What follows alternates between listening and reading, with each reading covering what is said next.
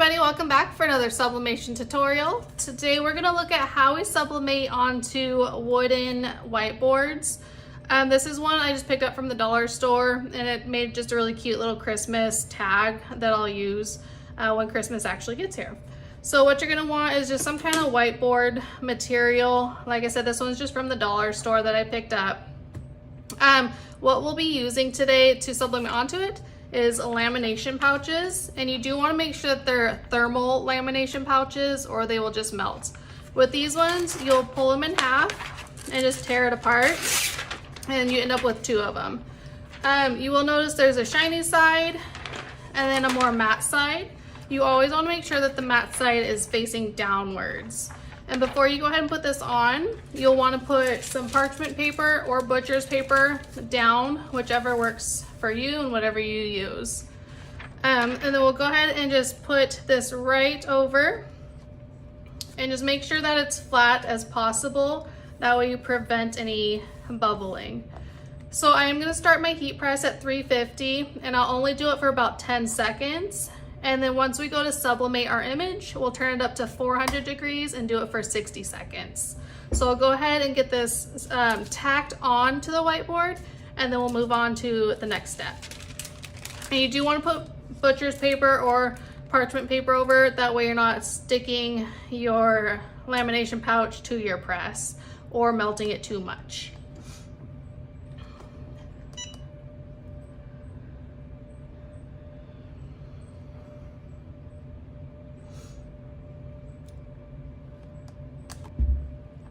All right, so we should have a good tack down now with your lamination page. If you notice there's any bubbles, which there shouldn't be, you can just take a scraper and lightly scrape the air pockets out. Or in the next set of pressing, it'll help flatten it. All right, so now that's cooled off enough for us to handle it. We'll go ahead and take our printed image. This is printed with Hippoo Sublimation Ink from Amazon, and then I also use the Sawgrass Sublimation Paper. Even though I use an Epson printer, it still works really well for me. So what you're gonna do is take your image and flip it upside down, and you're just gonna center it .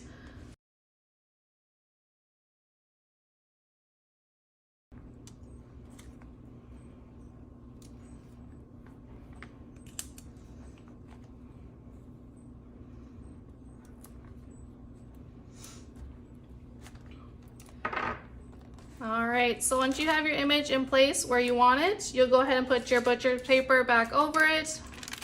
And then we will go ahead and raise our temperature up to 400 degrees and press for 60 seconds.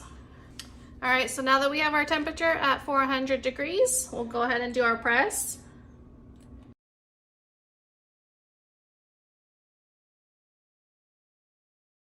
All right, so I know some steaming on that one, so I stopped it at about 50 seconds. So just kind of go with what your press is doing. You obviously don't want to burn anything. So we'll go ahead and again, let this cool off. Once it's cooled off, we'll move on to removing the image and trimming up the excess lamination paper. All right, so now that it's cooled off enough, we'll go ahead and remove our image.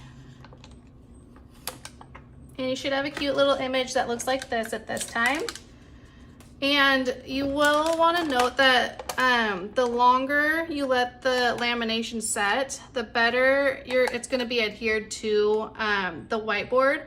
So I like to let mine cool off completely. It is still a little bit warm, so I'm going to go ahead and let it cool off, and then we'll go ahead and trim everything out. All right, so it is cooled off now. I'm going to go ahead and use my little X-Acto knife. You can use scissors as well to cut off the excess. I just find that the X-Acto knife cuts more precise and you get a cleaner cut.